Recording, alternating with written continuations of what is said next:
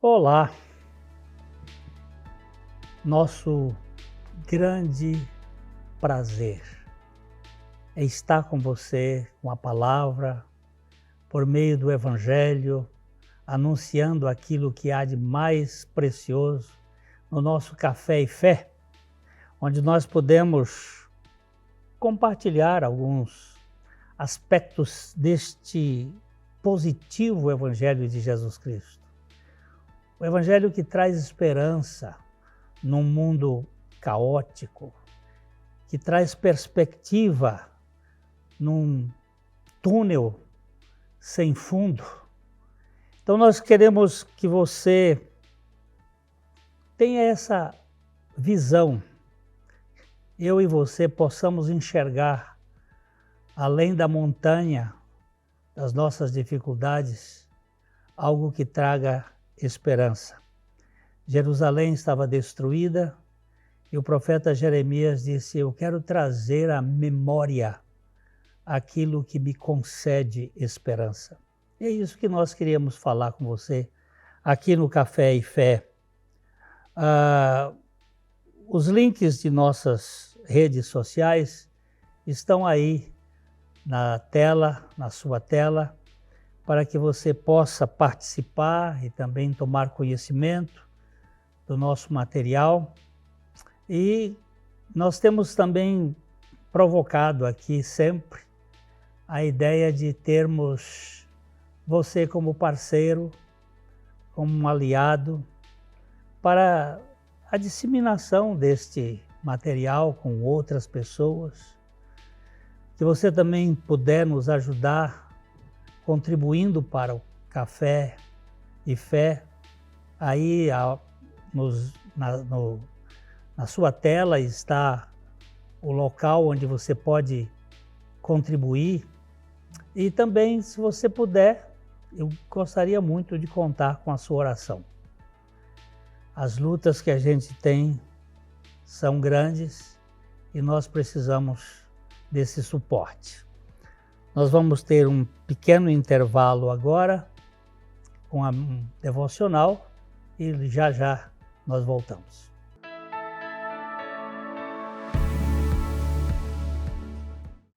Bom dia, meus queridos, graça e paz. Estamos aqui novamente para trabalhar com essa meditação de Romanos capítulo 8, versículo 18, quando Paulo vai dizer que as aflições desse tempo presente não podem ser comparadas com a glória que há de ser revelada em nós.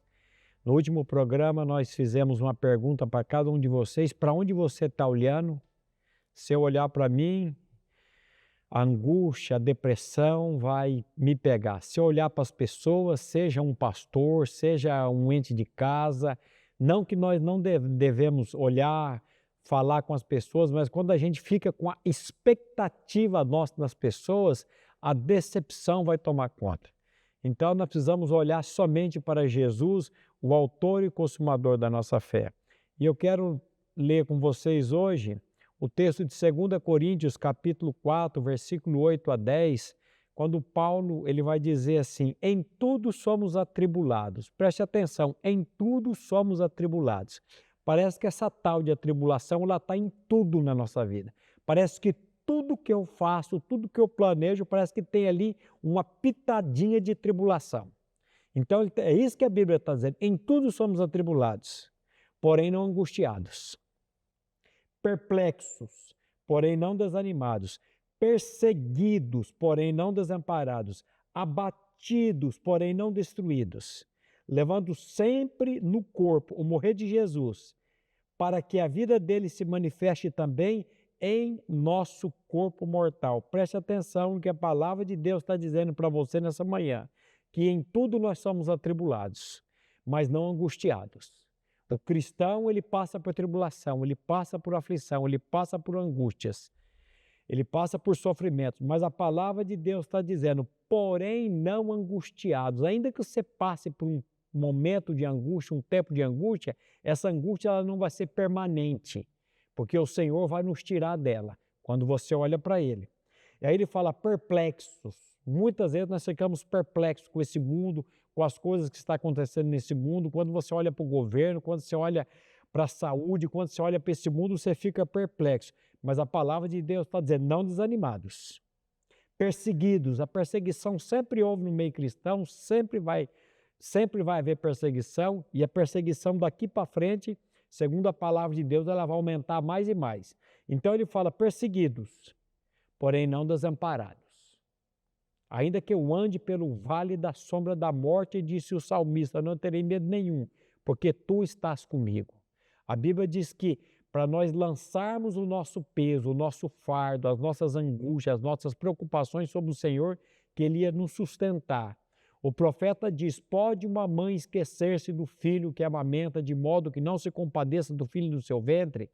Todavia, ainda que essa se esquecesse, Deus está dizendo para você nessa manhã, eu jamais me esquecerei de ti. Então, olhe para o Senhor no momento da perseguição, olhe para o Senhor no momento da angústia, olhe para o Senhor no momento das tribulações. E aí ele diz assim, encerrando, abatidos, porém não destruídos. O Senhor jamais vai deixar que o filho dele seja destruído. O Senhor sempre vai levantar o filho dele. E aqui, no final, Paulo deixa o segredo, levando sempre por toda parte o morrer de Cristo, para que a vida dele se manifeste também em nossos corpos mortais. O que é isso? É você confessar diariamente, eu estou crucificado com Cristo e vivo não mais eu, mas Cristo vive em mim. Isso é que vai dar vitória para você e para mim. Graça e paz, fique agora com a meditação do pastor Glênio e até a próxima.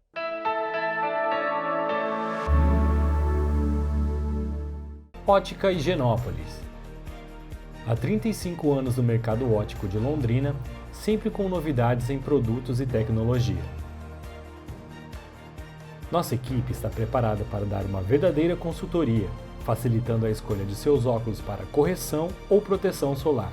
Ajuste de óculos personalizados, respeitando o conforto e anatomia do seu rosto. Ótica Higienópolis. Avenida Higienópolis, 346, em Londrina.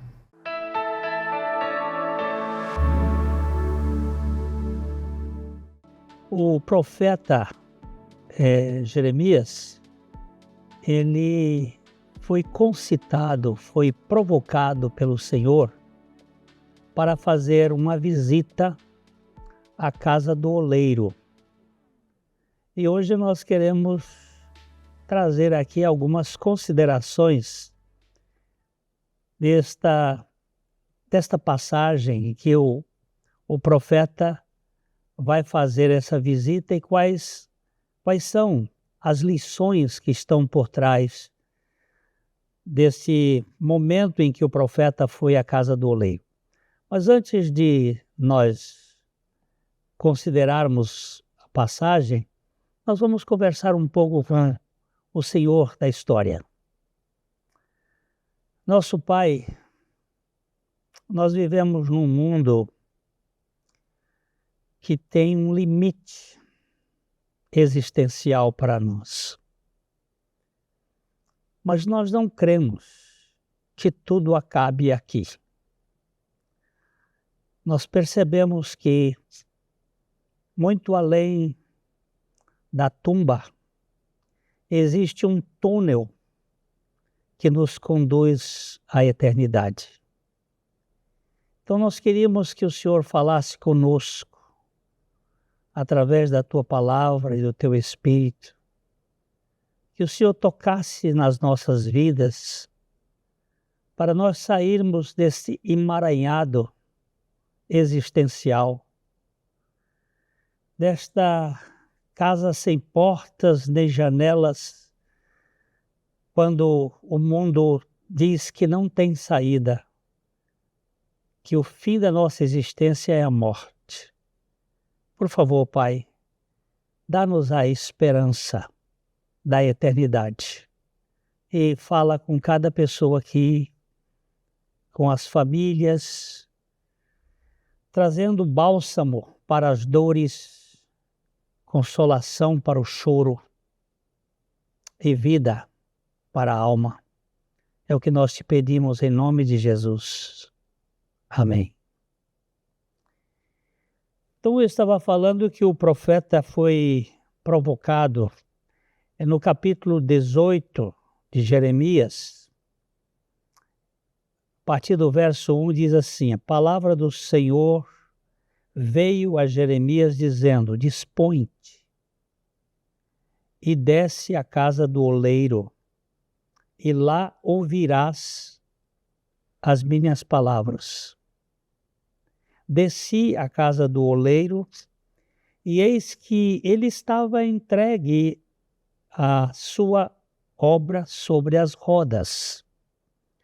Como o vaso que o oleiro fazia de barro se estragou na mão, tornou a fazer dele outro vaso, segundo lhe bem pareceu. Então veio a mim a palavra do Senhor: não poderei eu fazer de vós como fez este oleiro, ó casa de Israel?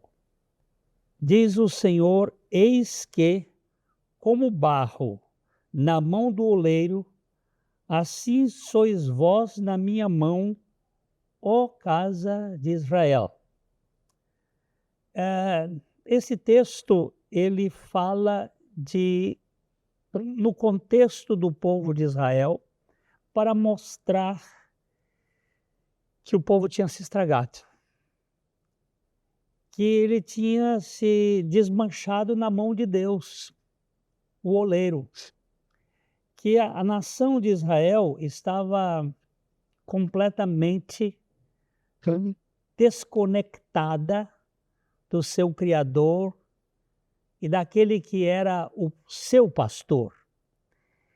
Mas esse texto também remonta ao passado, quando Deus fez Adão do humus, do barro, do pó da terra. A palavra humano, ela vem de humus. O padre Manuel Bernardes diz que o homem é o pó que ficou de pé, é o pó levantado.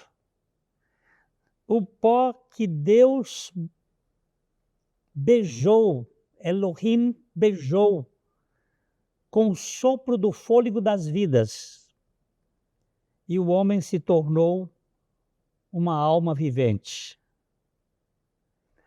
Foi o vaso especial que Deus fez.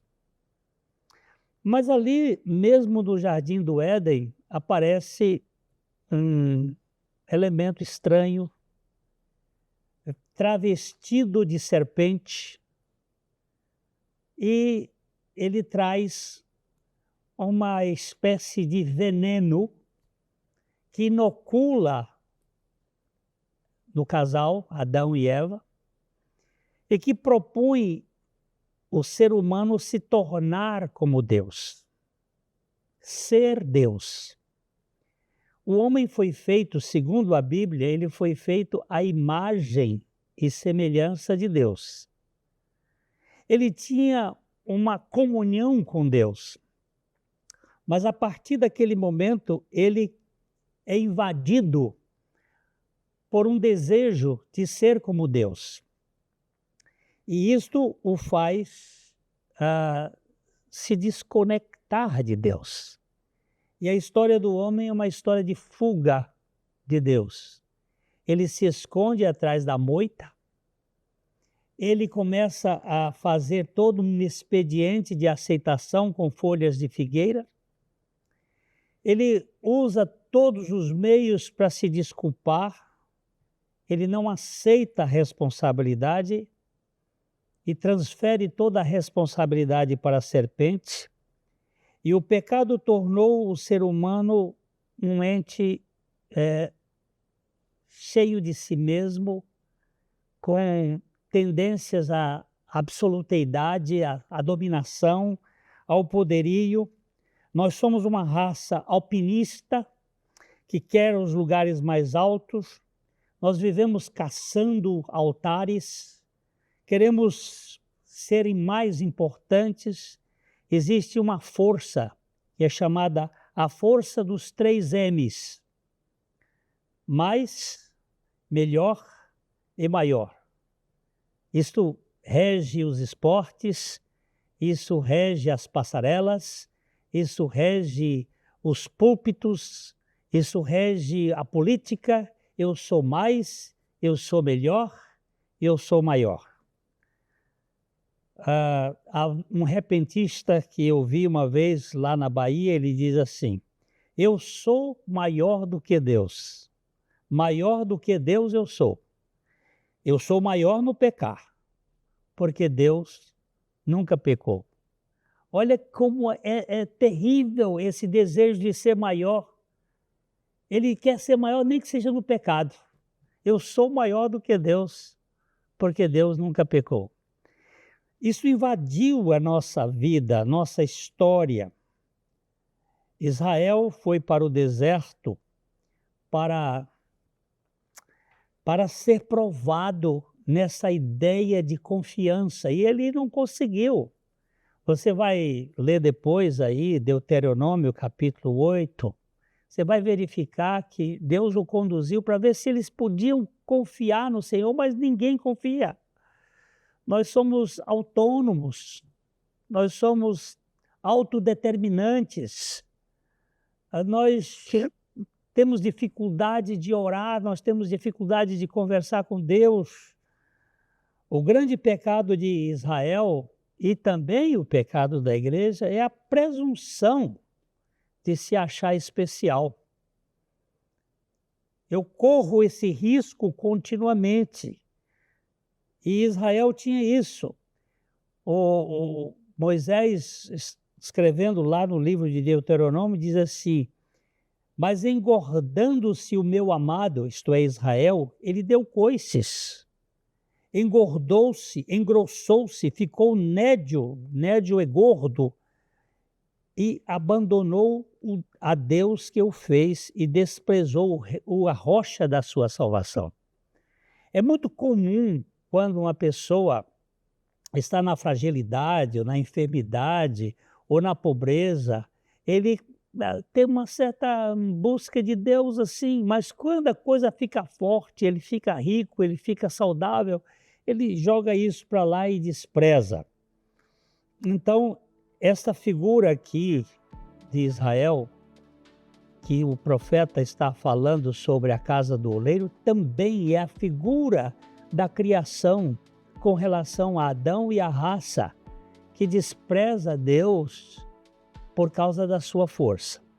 Se você me esperar, eu volto já para a gente considerar, pensando um pouquinho desse significado da casa do oleiro. Até já.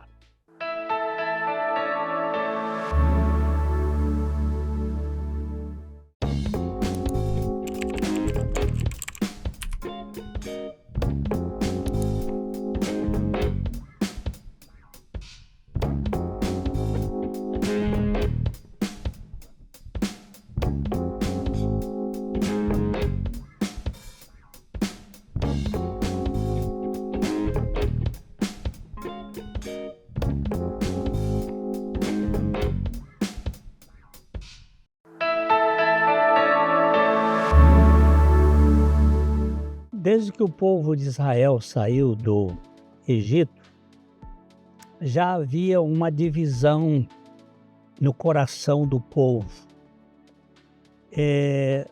O profeta Ezequiel, no capítulo 23, ele fala disso, ele chama duas mulheres, ele chama de adúlteras, duas mulheres, uma ele deu o nome de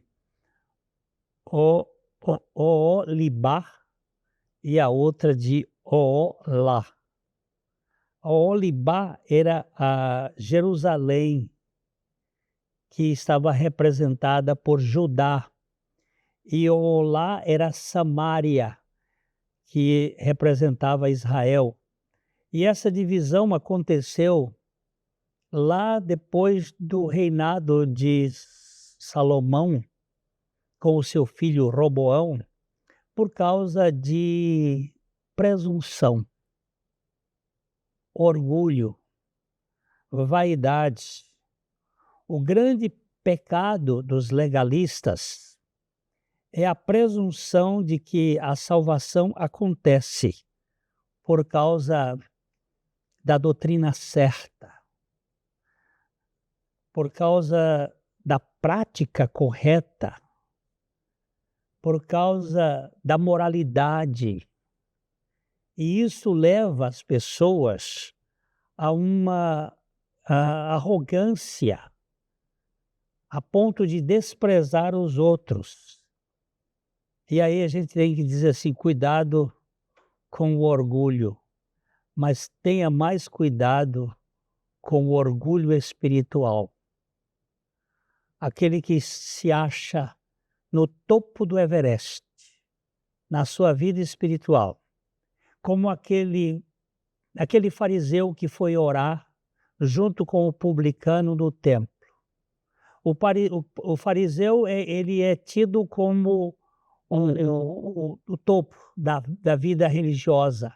Ele era o mestre, o publicano, um coitado, um Zé Ninguém. E os dois oravam e Jesus colocou isso como uma parábola para ilustrar. E o fariseu orava de si para si mesmo, dizendo: graças te dou, porque eu não sou como os demais homens, roubadores, adúlteros. Até jejuo 2 vezes por semana e dou o dízimo de tudo quanto tenho, sempre na base da conduta externa. E o outro pobrezinho não tinha nem condições de levantar a cabeça para o céu, dizia: tem misericórdia de mim, ó Deus, que sou um pecador. E Jesus diz: aquele fariseu foi para casa sem ser justificado. E esse aqui, que encontrou a porta da misericórdia, tem misericórdia de mim, Senhor, ele foi justificado.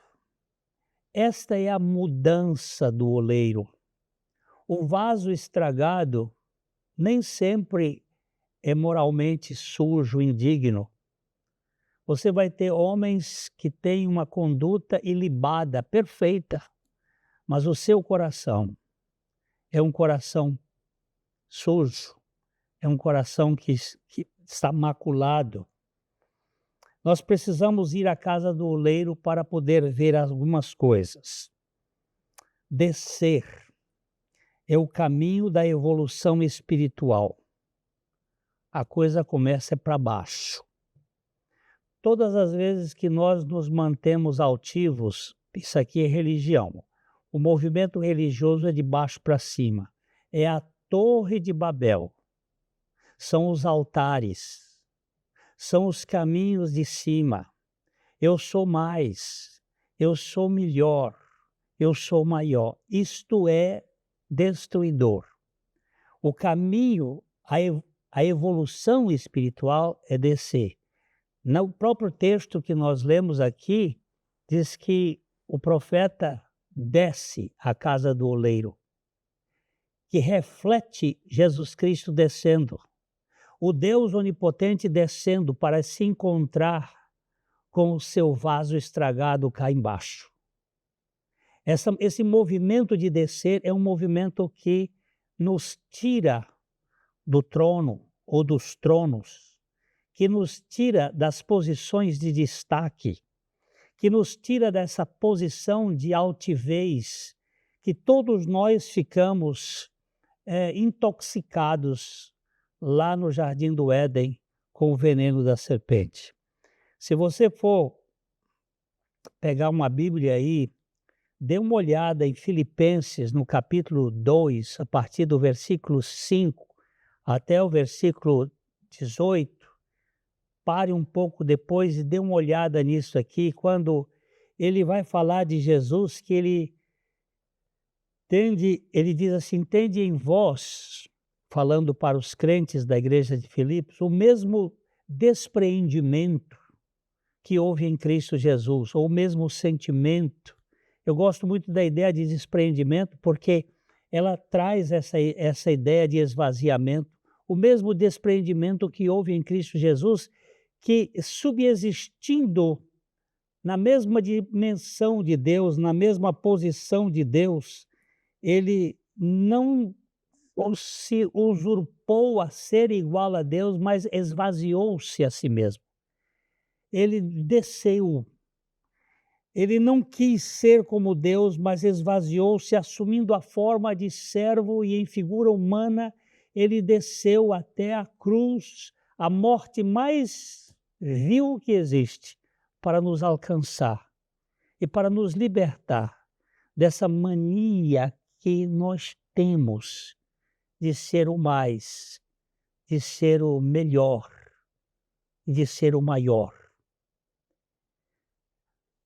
Não há problema de ser mais, desde que você não glorifique-se com isto. De ser o melhor, se você tirar a coroa e depositar aos pés daquele que merece toda a honra.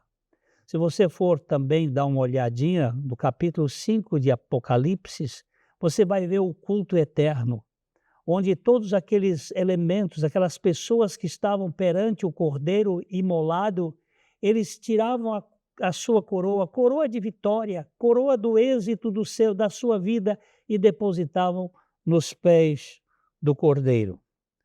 O profeta desceu e nós precisamos descer. O vaso que se estragou precisa ser consertado, e o lugar de conserto deste vaso não é outro senão a cruz de nosso Senhor Jesus Cristo, onde ele chegou ao lugar mais baixo que um Deus podia chegar, a morte. Mas aquela morte não era dele. Ele não tinha pecados, porque a minha Bíblia diz que o salário do pecado é a morte. Que por um homem entrou o pecado no mundo e pelo pecado entrou a morte. E ele assume uma morte que não era dele, para que a vida não termine na lápide a que jaz. Para que a vida tenha uma outra perspectiva futura. E ele desceu, nos encontrou na cruz, e lá na cruz ele tirou as algemas da morte. Eu gosto de um texto da palavra de Deus que o apóstolo Paulo vai nos dizer em Romanos capítulo 6. Porventura vocês estão ignorando que nós fomos batizados em Cristo Jesus, nós fomos batizados na sua morte. Nós fomos incluídos naquela morte para que por meio daquela morte nós ganhássemos vida. E ele diz, fomos, pois, sepultados juntamente com ele na morte, através da inclusão do batismo, para que, como Cristo ressuscitou dentre os mortos para a glória do Pai, assim também andemos em novidade de vida. Porque se fomos unidos com ele na semelhança da sua morte, certamente o seremos na semelhança da sua ressurreição. Aqui está a visita na casa do oleiro. Quando o oleiro tomou o barro e ele vestiu a sua natureza de barro, o Cristo Jesus, morrendo numa cruz, para em Jesus Cristo, o homem exaltado na posição de Deus, pudesse nos salvar de toda a teomania, de todo o desejo de onipotência, de toda essa capacidade que nós temos de governabilidade, mas com muita frustração.